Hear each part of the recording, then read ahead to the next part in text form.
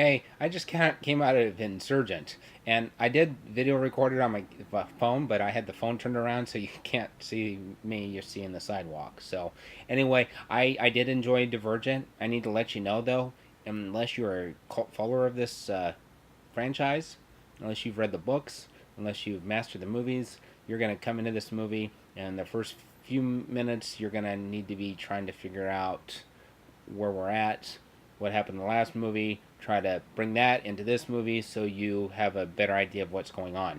I struggled the first, I'd say, hour, maybe hour and a half, trying to remember, okay, what was it in the last movie that led us to this moment here? Hunger Games, you can definitely see an ending. Actually, in the second Hunger Games, when Katniss is captured at the end, when she's in the plane or whatever with Woody Harrelson character, there's a cliffhanger there. So you have that etched in your mind when you come to the next Hunger Games movie. And in this last Hunger Games movie, Catching Fire, you see Katniss getting choked to death. So you've got that going into your mind as you go into the next Catching Fire movie. With Divergent, I don't remember an ending that definitive that I could say, okay, yeah, this is what's carrying over into this movie. Okay, as I saw the second Divergent, I remember that the city was blown up and that the main character in that movie had caused a lot of chaos.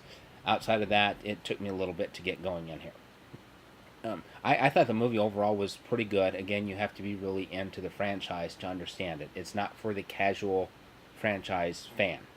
Hobbit would be a casual franchise fan movie that you could watch without much problem. Hunger Games does the same thing. Divergent does definitely call you to be a cult follower of the franchise. I felt like the movie dragged for a little while, and then when you get to the end, when she gets captured, and then Kate Winslet's character, that I wish that tension were better. And I'm sorry, I forgot the name of the main character in this movie, the blonde-headed girl. I wish there was more tension between those two, and I didn't really feel it. I do appreciate the thinking that took place in my spirit and heart as I left this movie. Because Divergent's about, where I said in my little preview thing that there were only 3 factions, there seemed to be 6 or 7 that I had forgotten about. Again, another reason why you need to really be into this or have a great memory to be up onto this when you go in.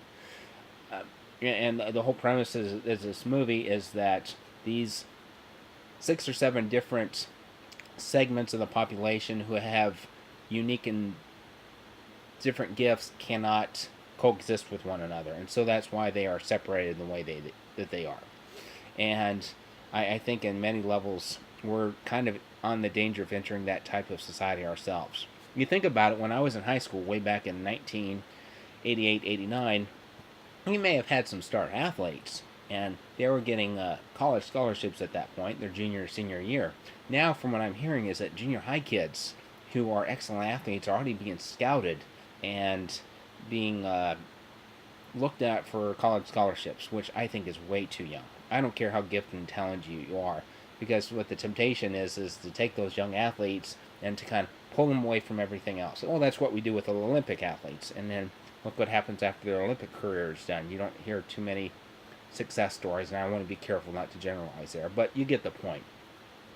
We do that with doctors, with mechanics, with writers, actresses, actors, just a wide variety of vocations and gifts. We want to put this person in this category and this person in this other category. The Divergent ultimately symbolizes the person who has all of these gifts, and they're the most dangerous to everybody because they have these gifts and are able to hone all of these things together into one package. That's what makes them such a threat. And I think we actually need more of those people in our society. Not just putting them here and there, but letting them use their whole being. So again, go see this movie. It's great. There are 3 trailers in here that were pretty exciting. The Poltergeist trailer. I'm excited to see that movie. They did have the Hunger Games Mockingjay. They had a little bit of a teaser in there. I thought that teaser was better than the Star Wars teaser. I think the Star Wars teaser gave too much away, believe it or not, because that's what people have been talking about, and I'm afraid we're going to ruin the surprise of what's coming with Star Wars. But with the Hunger Games, you just got some voices. You had the Hunger Games symbol, and so that left me excited and wanting to see it. Pixels. which is based on 1980s video games. That looks like it's going to be a fun movie. So I will definitely go out and see that. So there were some other ones in there, but it's been 2 to 3 hours now, and I forgot. So anyway, go see Divergent. Again, you've got to be on your toes with it. It's not for the. It's not for those who have not. You can't just go in and see it if you've not seen any of them. Then you're really lost. Even if you've seen the other ones, make sure you go see them again. If you're just a casual fan like myself, or you don't have a great memory like I do. So, have a great day. See you later. Bye.